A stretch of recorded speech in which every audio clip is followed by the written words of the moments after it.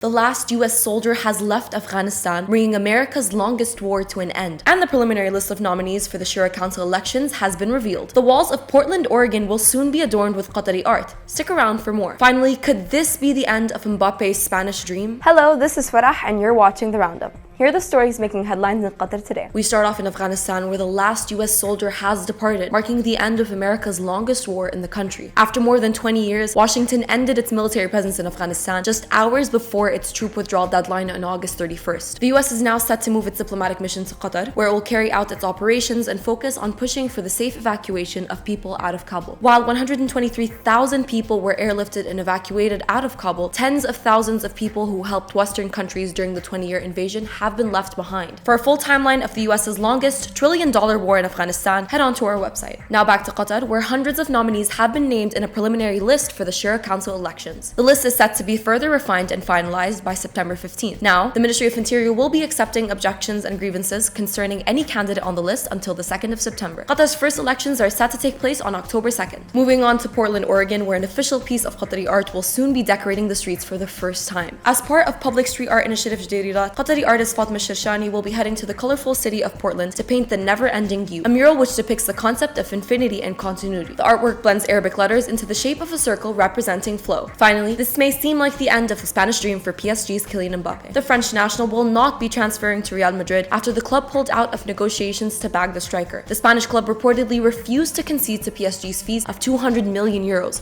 blowing the whistle on his plans to move. That was it from me today, but for more of our stories, head on to dohanews.co.